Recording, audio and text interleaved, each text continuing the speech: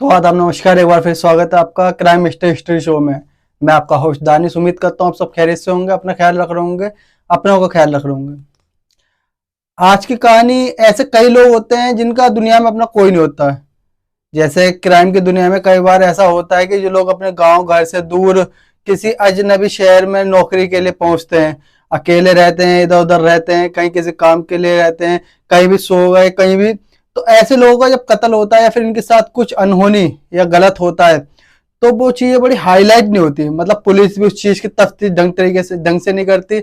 अगर आप एग्जाम्पल के तौर पर जो सीरियल किलर है, आप जहाँ ये देख लीजिए, चाहे बेयरमैन, स्टोनमैन हो, तो ये भी उन लोगों को निशाना बनाते थे जो रात पर सड़क पर फुटपाथ पर सोया करते थे। वो सारे अनजान लोग होते थे, ना उनका कोई पता होता था, ना मालूम होता था, ना कहाँ से आए हैं, कहाँ रहते थे, उनका बारे में कुछ मालूम नहीं होता था। और ऐसे केसों को सॉल्व करना बड़ा मुश्किल होता था।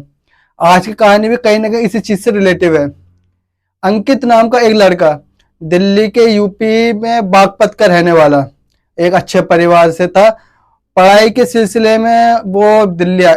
पढ़ाई लिखाई का शौक था और लखनऊ यूनिवर्सिटी के भीमराव कॉलेज में पीएचडी कर रहा था। और वो अपने सब कुछ में सबमिट भी कर चुका था पीएचडी के। तो डॉक्टर अंकित वो हो जाता अंकित चौधरी। अंकित चौधरी के माँ बाप की मौत हो चुकी थी गांव में, जहाँ बागपत में वो रहा करता है, उसका गांव था। लेकिन अच्छी खासी प्रॉपर्टी थी, घर था। अब घर में कोई रहा नहीं, बागपत से अंकित को वहां उसके माँ बाप की याद भी आती थी। तो फिर पढ़ना लिखना था, तो उसने बागपत छोड़ दिया। अब वो बागपत से निकल के अपनी पढ़ाई के लिए दूसरे शहर पहुंच जाता है। पहले लखनऊ गया, फिर गाजियाबाद आया, और उसके बाद यहाँ रहकर वो अपने फिर पढ़ाई कर रहा था और पीएचडी की पढ़ाई कर रहा था। उसके साथ उसके 6 दोस्त रहते थे जो पीएचडी की पढ़ाई कर रहे थे अलग अलग थीरीज में। सब कुछ ठीक चल रहा था। 6 के 6 दोस्त जब भी फुर्सत होती थी मिलते थे, या फिर सोशल मीडिया पे एक दूसरे से एक्टिव रहते थे, एक दूसरे से चैट करते थे व्हाट्सएप पे, जो आजकल सोशल मीडिया मीडिया का चाल चलन है बाकी इन चीजों पर। अंकित का भी सब कुछ ठीक चल रहा था, पढ़ने लिखने में बेहद होशियार था। पीएचडी करने के बाद उसका फ्यूचर ब्राइट था। वो चाहता था कि कुछ बड़ा करने के लिए। इस दौरान में उसे एहसास हुआ कि उसे बागपत तब जाना नहीं है, तो घर वो जो है चाहिए उसका क्या करना है। अब यहाँ वो गाजियाबाद में एक किराए के घर में रहता था, और किराए का जो घर में रहता था वो उसी का अपना एक दोस्त था जिसका किराए के घर में रहता था। उस दोस्त का नाम था उमेश। उमेश के साथ दोस्ती थी, उमेश का घर था। तो उमेश कहने लगा, तुम्हारे घर पर तो पढ़ाई लिखाई करने आए हो। तो उसने कहा कि ऐसे फ्री में तो मैं रहूंगा नहीं। अंकित ने कहा, मैं आपको किराया दूंगा। तो उसने कहा ठीक है, दे देना। तो अब वो मैं उमेश के साथ उसके घर पर रहने लगता है। 2 रूम का सेट घर होता है। अब उसे किराया भी देने लगता है। अब माँ बाप उसको गुजर जाते हैं। अब गांव में उसको घर जाना होता नहीं था, तो कोई रिश्तेदार भी ऐसा नहीं था दूर दूर तक जो उसके बाद टच में रहे। बहुत से ऐसे रिश्तेदार थे जिन्होंने पहले से तो दूरी बना रखे थे, तो कायदे से देखा जाए तो उसका कोई करीबी नहीं था। अंकित जब यही सब सोचकर अपने गांव की जमीन और मकान होता है वो बेच देता है। करीब 1 करोड़ रुपए सब बेचने के बाद उसे मिले। उसने ये 1 करोड़ रुपए अपने बैंक में जमा कर दिए ले जाकर। जिस घर में किराए पे उमेश के साथ रहता था, उमेश को भी मालूम था कि इसके अकाउंट में 1 करोड़ रुपए है, जमीन जायदाद इसने बेची है। तो उमेश ने उससे कहा कि मुझे बिजनेस शुरू करना है और मुझे इसके लिए 40 लाख रुपए तुम उधार दे दो। उसके बाद मैं धीरे धीरे तुम्हें लौटा भी दूंगा। क्योंकि वो दोनों दोस्त थे आपस में, तो उसने पैसे दे दिए अंकित ने उमेश को। अब सब कुछ ठीक चल रहा था। अक्टूबर 2022, मतलब अक्टूबर 2022। लेकिन 7 अक्टूबर 2022 के बाद अचानक अंकित गायब हो जाता है। ना वो कॉलेज जाता है, ना अपने दोस्तों से बात करता है, ना फोन करता है, ना किसी के टच में होता है। अब ऐसा है कि जिनका कोई अपने जानने वाला नहीं होता, इनकी कोई खैर खबर लेने वाला नहीं होता, कोई मतलब पूछने वाला नहीं होता। तो वैसे ही उसके माँ बाप कोई रिश्तेदार करीबी थे नहीं, उसका कोई पूछने वाला हाल चाल लेने वाला कोई था नहीं। अब वो गायब था तो किसी को कोई फिक्र भी नहीं थी। इसी बीच 2 महीने का वक्त गुजर जाता है। अक्टूबर से दिसंबर आया था 2022 का। किसी ने यही नहीं पूछा कि कहाँ गया, क्या हुआ, कहाँ है। लेकिन अंकित के 6 दोस्त थे जो उसके साथ रहते थे पहले। तो उन्होंने आपस में बात करना शुरू कर दी कि किसी के पास अंकित का फोन आया हो या कोई मैसेज आया हो, या किसी के पास कुछ आया नहीं हो। पिछले कई सालों से ऐसा कुछ हुआ भी नहीं था, क्योंकि जब प्रोग्राम बनाते थे, साथ में पार्टी करते थे, सब एक साथ होते थे। अब वो सोचते हैं कि अंकित है कहाँ। और फिर इसी बीच इन लोगों ने जिसे ढूंढना शुरू किया। अच्छा, इससे पहले शक इसलिए नहीं हुआ कि वो अंकित लगातार कई बार मैसेज करता था उन दोस्तों को, और वो रिप्लाई भी कर देते। दोस्त वो सोशल मीडिया पे पोस्ट डालता था तो उनका लगता था चलो ठीक है, बिजी होगा, कहीं चला गया होगा, मतलब टच में है। अब 2 महीने बीत जाते लेकिन किसी दोस्त से कोई बातचीत नहीं हुई। तब उन्हें लगा कि ऐसे कैसे हो सकता है कि अंकित हमसे सोशल मीडिया पे है लेकिन मिल नहीं रहा है। तभी उनमें से 6 में से एक दोस्त कहता है कि चलो उसके यहाँ पता करते हैं चल के, उसके गाजियाबाद वाले घर में है, उमेश के साथ रहता है कि वो है काम। तो वो पता करने के लिए गाजियाबाद पूछते हैं, उसके पास पहुंचते हैं। तो उमेश कहता है कि मुझे तो पता नहीं वो कहाँ गया, अपना सामान लेके निकल गया यहाँ से। अब उधर 6 दोस्त जो होते हैं फिर वो भी इधर उधर पता करते हैं लेकिन उन्हें कोई सुराग नहीं मिलता। फिर 6 दोस्त एक साथ मिलते हैं। अब कहते हैं कि अब माजरा क्या है समझते हैं। अब वो एक दूसरे से कहते हैं कि उन्होंने आखिरी मैसेज तुझे किया है, तुझे किया है, सब मैसेज देख रहे हैं। जब सब मैसेज देखते हैं तो एक दोस्त का ध्यान मैसेज की तरफ गया। उन्होंने कहा कि यार ये इसने लिखा है कि इंग्लिश में, इसकी इंग्लिश ऐसी तो थी नहीं जिस हिसाब से ने लिखा है, इसकी स्पेलिंग मतलब जो थी, तो ऐसी छोटी मोटी स्पेलिंग की गलतियां तो कई बार हम भी कर देते हैं, टाइपिंग में जल्दबाजी में कर देते हैं। लेकिन दूसरे दोस्त ने देखा तो उसने भी कहा इंग्लिश की मिस्टेक, तीसरे ने देखा उसने भी कहा। अब उन्होंने उसके पुराने मैसेज देखे, बिल्कुल वही शब्द जो स्पेलिंग में मिस्टेक थी वो दूसरे उसमें चैटिंग बिल्कुल सही थे। अब उन्हें थोड़ा इस बात पे डाउट होता है, वो सोचते हैं ये क्या है, अंकित तो ऐसा कभी लिखता नहीं था, अंकित तो साफ लिखता था, पीएचडी कर रहा था बकायदा। अब उन्हें लगा कि कुछ गड़बड़ है। इस दौरान उन्हें वो बहुत सारे ऐसे न्यूज, खबरें, फिल्में और ऐसी बहुत सारी चीजें देखते रहते, तो दिमाग में उनके आजकल ये सब चलता रहता था। तो उन्हें लगा कि ऐसा तो नहीं कि कोई जानबूझकर अंकित को, मतलब आप आपस में कहने में भी डर रहे हैं एक बात को कि ऐसा तो नहीं कि अंकित को जानबूझ को जिंदा दिखाने की कोशिश कर रहा हो और अंकित तो वाकई में कुछ हुआ नहीं है, कुछ गलत हुआ इसके साथ या फिर दुनिया में ना हो। तो उन्हें पहली बार उन सबका दिमाग सनका उस टाइम पर। उन्होंने कहा कि अब कुछ करना पड़ेगा। अब ये 6 के 6 दोस्त बागपत जाते हैं। बागपत जाकर पता करते हैं कि यहाँ का कोई अंकित आया था कभी, तो बताते हैं कि नहीं, आस पड़ोस के लोग ने कहा कि कुछ वक्त पहले उसने अपनी जमीन बेच दिया। फिर पता करा कितने पैसे में बेची तो पता चला कि 1 करोड़ रुपए में। अब उन्हें और डर लगता है कि 1 करोड़ उसके पास, उसके साथ हो सकता है कोई गलत ना हुआ हो। अब वो हर तरफ उसे ढूंढना शुरू कर देते हैं, रिश्तेदारों से, पड़ोसियों से, आसपास के लोगों से, और पुलिस स्टेशन में फिर कंप्लेंट करके जाते हैं कि हमारा एक दोस्त है जो गायब है। अब पुलिस वाले भी हवाए को पहले तो कहते हैं कि तुम लोग बताओ तुम कौन हो, फैमिली वाले हो, रिलेशन में हो, कंसल्ट हो, पढ़े लिखे लगते हो। तो बोले कि भाई साहब हम सब दोस्त हैं और जिगरी दोस्त हैं और हमारा एक दो पिछले 2 महीने से गायब। तो उन्होंने कहा कि कहीं चला गया होगा। तो उन्होंने कहा कि मैसेज भी आ रहे हैं लेकिन उसके मैसेज गलत आ रहे हैं, स्पेलिंग जो है उसकी मैसेज की गलत है। तो पुलिस वाले कहते हैं इसमें क्या है, टाइपिंग में कई बार एरर होता है, कोई जल्दबाजी में लिख देता है। तो उन्होंने कहा कि एक साथ 10 15 20 25 मैच में एक भी स्पेलिंग गलत नहीं लिखता था वो। अब पुलिस को भी थोड़ा लगा। अब फिर पुलिस वालों को बताते हैं कि उसने हाल में अपना मकान बेचा है 1 करोड़ रुपए का। फिर पुलिस को लगा अब कुछ हो सकता है, कुछ गड़बड़ हो। तो फिर पुलिस ने रिपोर्ट दर्ज करी और तफ्तीश शुरू करते हैं। अब तफ्तीश शुरू करते पुलिस तो सबसे पहले बैंक का बैलेंस चेक किया जाता है। तो पता चलता है कि जो बैंक का बैलेंस है उसमें अंकित जब से गायब हुआ है, उसके गायब होने के बाद अगले 1.5 महीने तक जितनी रिपोर्ट दिखाई दी है, दिसंबर के महीने में कई जगह से उसके एटीएम कार्ड से पैसे निकाले गए, अंकित के एटीएम कार्ड से। और जब वो लोकेशन ढूंढा गया तो पता चला कि जहां जहां एटीएम रुड़की से निकाले गए, देहरादून से निकाले गए, कभी गाजियाबाद से निकाले गए, और इन सब जगह पर जहां जहां जिस जिस सिटी से पैसे निकाले गए उस जगह पर अंकित के मोबाइल का लोकेशन है। तो पुलिस को लगा कि अंकित कहीं घूम रहा है, कभी देहरादून, कभी यहाँ पर, यहाँ से पैसे निकाल रहा है। उसके मोबाइल भी उसके पास है, लोकेशन भी मैच कर रहा है और एटीएम भी वो यूज कर रहा है।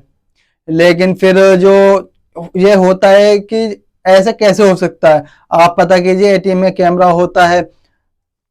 तो जब पुलिस वालों ने कहा कि चलो ठीक है, मोबाइल का लोकेशन तो दिख रहा है, एटीएम का कैमरा भी चेक कर लेते हैं एक बार। अब जब कैमरा चेक किया तो एक बड़ी अजीब सी चीज दिखाई दी। वो एक ही जगह हर कैमरे पर सामने वाले के मास्क पहन रखा था अपने चेहरे पर, मतलब मास्क ढक रखा था। अब 2022 दिसंबर, लगभग कोरोना उस टाइम पर खत्म हो चुका था। आम लोग मास्क पहन रहे थे, पेशेंट थे वो पहन रहे थे। लेकिन पुलिस को लगा कि हो सकता है कुछ लोग ऐसे हैं जो अपना ख्याल रखते हो। लेकिन फिर हुलिया देखा, दोस्तों ने कहा ये तो है ही नहीं अंकित। अब पुलिस को डाउट होता है, पुलिस ने अब जांच शुरू कर दी आगे की। सारे बैंक बैलेंस देख के बहुत सारे पैसे निकल चुके हैं उसके। फिर पुलिस ने कहा कि कहीं ना कहीं इसमें पैसा इन्वॉल्व है इस केस में। अब शुरुआत कहां से करें, तो शुरुआत उस जगह से जहां उसे आखिरी बार देखा गया था, और वो जगह थी उमेश का घर, जहां वो किराए पर रहा करता था। अब पुलिस उमेश के घर पहुंचती है, उससे पूछती है फिर उसने कहानी बताई जो उसने अपने दोस्तों को बताई। लेकिन उमेश से पूछताछ के दौरान पुलिस को थोड़ा सा वो नर्वस सा लगा और घबराया हुआ सा लगा। पुलिस ने थोड़ी सी कई बार सेंस से काम करती है, मतलब अपनी सेंस से। तभी पुलिस ने एक तलाशी ली। जब तलाशी ली तो उमेश के घर में, जिस घर में रहता था, मतलब घर के अंदर जो 2 कमरों का सेट था जो किराए पे लेकर अंकित रह रहा था, जब वहां की तलाशी फोरेंसिक टीम लेने गई तो घर तो बिल्कुल साफ था, लेकिन फोरेंसिक टीम थी जो, वो ऐसी टीम होती है मतलब जो आदमी नॉर्मल आदमी देख सकता है वो देख लेती थी। उन्हें फोरेंसिक टीम को वहां पर कुछ खून के धब्बे देखने को मिले। अब पुलिस का माथा ठनका यहाँ से। पुलिस ने उसके बाद उमेश को वहां से उठाया। अब तसल्ली से बहुत प्यार से उससे पूछताछ पुलिस ने शुरू करी अपने अंदाज में। जब पुलिस के अंदाज में पुलिस ने पूछताछ शुरू की तो उमेश ज्यादा देर तक सहन नहीं कर पाया और टूट जाता है। फिर उसके बाद उसने एक कहानी सुनाई। कहानी ये थी कि उमेश को पता चला कि अंकित ने अपना घर 1 करोड़ रुपए बेचा, उसके बैंक में पहले पैसे हैं, तो उसने पहले उससे 40 लाख रुपए उधार लिए। फिर वो दोस्त इतना अच्छा था, उसने पैसे दे भी दिए, लेकिन फिर उसको मन में लालच आया। उसे आगे लगा 40 लाख ले लिए, लौटाना पड़ेगा, ऐसे लौटाएंगे नहीं तो क्या होगा, अब बाकी के 60 लाख रुपए क्या होना, मैं वो भी हड़प लूं। अब जब वो हड़प लूंगा तो बात ही अलग हो जाएगी। इसके बाद उसने एक प्लान करना शुरू कर दिया कि अगर अंकित को रास्ते से हटा दिया तो 1 करोड़ रुपए अपने हो जाएंगे। अब ये जो उमेश था ये एक ऑर्थोपेडिक हड्डियों का डॉक्टर होता है, उसके पास काम करता था, प्लास्टर काटने को, बाकी छोटी मोटी चीज होती है पेशेंट को देखने का, इस तरीके का। तो प्लास्टर जो काटता है वो हमेशा आरी से काटा जाता है। अब वो आरी का यूज होता था और ये आरी चलाने में मास्टर हो गया था, कोई प्लास्टर काटता था वहां पर। तो इसने तय किया कि उमेश को रास्ते से हटा देगा। और 7 अक्टूबर 2022 को अंकित घर आया। उमेश उसके कमरे में गया, उससे बातचीत की, फिर उसको जूस पिलाया अंकित को। और जूस पिलाने के दौरान उसने जूस में कुछ नशे की दवाई डाल दी, जिसके बाद अंकित बेहोश हो जाता है। फिर उसने आरी निकाली और उसका सबसे पहले गला काटा, फिर उसके टुकड़े किए और पूरे जिस्म के छोटे छोटे टुकड़े किए। अब वो टुकड़े उसी कमरे में पड़े रहने दिए उसने अंकित के। अब अक्टूबर का महीना था, इतनी गर्मी भी नहीं थी, सर्दी का मौसम था। इसके बाद अगला दिन आता है। अब अगले दिन वो तय करता है कि इन टुकड़ों को फेंकने जाना है, लेकिन इन्हें ऐसे फेंकना है कि पुलिस को टुकड़ों को समेटने में और टुकड़ों को शिनाख्त करने में उलझी रहे। और इसीलिए उसने इन 3 टुकड़ों को अलग अलग फेंका। इसने पॉलिथीन में भर के पहला टुकड़ा फेंका था।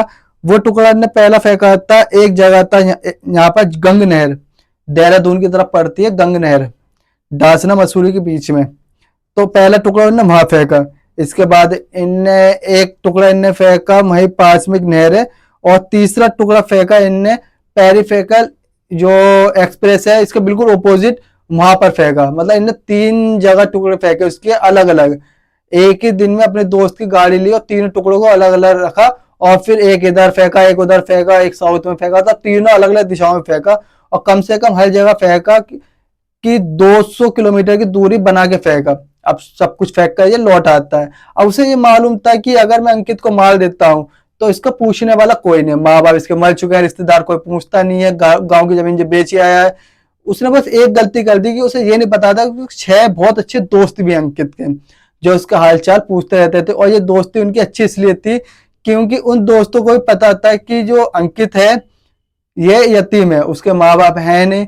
तो जब भी कोई फेस्टिवल या फिर कोई ऐसा मौका आता था, बर्थडे पार्टी या कोई अच्छा त्योहार वगैरह होता था, तो वो अंकित को जरूर पूछता था हर दोस्त बारी बारी, ताकि अंकित को एहसास न हो कि वो यतीम था। और अंकित भी इतना संस्कारी था कि दोस्तों घर जाता था तो उनके माँ बाप के पैर छूना और उनकी इज्जत देना, मतलब बहुत संस्कारी टाइप का लड़का था अंकित भी। तो उसके 6 के 6 दोस्त थे। उन दोस्त के घर वाले, उनके माँ बाप थे, वो भी उसको अपने बेटे की तरह प्यार करते थे अंकित को। तो इन लोगों की दोस्ती बहुत ज्यादा गहरी थी, इस चीज से अंदाजा लगा सकते हैं। लेकिन यहाँ पर उमेश ये चीज भूल जाता है कि उसके 6 दोस्त भी थे। पहली चीज, एक फिल्म थी 3 इडियट, जिसमें आमिर खान एक जगह कहता है कि 3 लोग आएंगे मुझे ढूंढने के लिए। तो कुछ कुछ वैसा ही सिक्वेल था। ये उमेश भूल गया था कि उसके 6 लोग उसे ढूंढने जरूर आएंगे अंकित को, और इन 6 लोगों ने ढूंढना शुरू किया और ये वही मार खा गया। अब अलग अलग जगहों पे लाश फेंकी, उसके बाद उसका एटीएम फोन सब उसके उमेश के पास था। अब उसने क्या किया कि उसने अपने एक दोस्त को और इस पूरे इसमें शामिल किया। आज पैसे जितने पैसे निकालता था पर डे 40,000 के हिसाब से निकालता था, 40,000 से ज्यादा निकाल नहीं सकते। अब हर दिन आसपास से निकालने में ये होता है कि कल को केस खुल गया फिर पकड़े जाएंगे। तब उसने कहा कि पुलिस को उलझाने के लिए कोई केस उलझा रहे तो उसे दिखाने के लिए इस तरीके से उन्होंने घूम रहा है, मतलब अंकित घूम रहा है, अंकित को कभी देहरादून, कभी गंगानगर, कभी सहारनपुर, कभी हरिद्वार, मतलब इस तरीके से वो वहां पैसे निकालता था। और उसने अपने एक दोस्त को इस काम पे लगाया कि मैं तुझे पैसे दूंगा, तुझे मेरा काम करना है कि तुझे जगह जगह जाकर पैसे निकालने। उसे एटीएम देता है और एक फोन देता है, कहता है कि इस एटीएम का यूज तू अलग अलग शहर में जाकर करेगा, और जब तक तू एटीएम से पैसे निकालेगा इस मोबाइल को तब तक ऑन करेगा, जब जब पैसे निकालेगा सिर्फ जब ऑन करेगा उसका स्विच ऑफ करके रख देगा फोन। उसका मकसद सिर्फ यही था, वो बारीकी जानता था कि पुलिस कैसे ट्रेस करती है। तो हर जगह उसने इसी तरीके से दोस्त को आगे करा, और पुलिस ने शुरुआत की जांच में देखा कि एटीएम से पैसे निकल रहे हैं, मोबाइल भी ऑन हो रहा है, मतलब वही सारी चीजें जो उसका प्लान था उमेश का। लेकिन फिर 6 दोस्तों की वजह से इसका केस खुला। खैर ये सारी बातें उमेश ने उगल दी। 40 लाख के अलावा करीब 10-12 लाख रुपए उसने 2 महीने के अंदर निकाल भी लेते हल्के हल्के करके कार्ड के जरिए। अब ये था कि इसमें कोई गवाह नहीं था, कोई रिश्तेदार नहीं था, दोस्तों ने एक एफआईआर दर्ज कराई थी पुलिस के लिए। इस केस में वो सबूत हासिल करना एक बहुत बड़ा चुनौती का काम था जो अदालत में मुजरिम ठहरा सके इस उमेश को। तो वो ये खून के धब्बे तो इसके घर में फॉरेंसिक जांच में मिले थे, खून के धब्बे कमरे में अंकित के, जो आरी वो बरामद हो गई जिस आरी से कत्ल किया गया था, अंकित को काटा गया था। उसे मालूम था कि एक ऑर्थोपेडिक डॉक्टर कैसे काम करता है, हड्डी या जोड़ को किस हिस्से से काटा जाता है, तो ये भी उसने दिमाग लगा रखा था उमेश ने, और इसीलिए उसने उसी हिसाब से 3 टुकड़े किए थे लाश के। वो भी बरामद हो जाती है। यहाँ तक होशियार था उमेश कि उसने कत्ल के बाद सारी तीनों लाशों के टुकड़े अलग अलग इनने फेंक दिए, अलग अलग दिशाओं में फेंक दिए। उसके बाद जो उसके कपड़े थे अंकित ने जो पहन रखे थे उस दिन, उन कपड़ों को उतार कर उसने पहले उसे पहनाया, और जो उसके कपड़े थे उसे खुद पहन लिए, ताकि एक भी छींटे की बूंद उसके ऊपर ना आए। और उसने कपड़े जला भी दिए थे अंकित के उतार कर।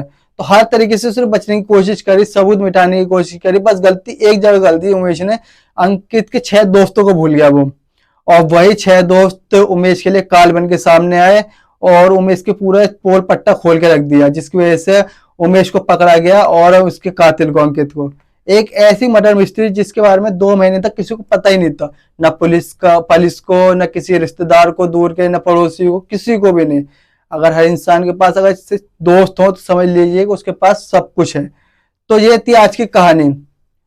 उम्मीद करता हूँ आपको आज की कहानी पसंद आई होगी। कहानी पसंद आई हो तो वीडियो लाइक करें, चैनल सब्सक्राइब करें, और ऐसे इंटरेस्टिंग कहानी सुनने के लिए हमारे साथ जुड़े रहें। मिलते हैं कल किसी नई कहानी में। जब तक के लिए धन्यवाद।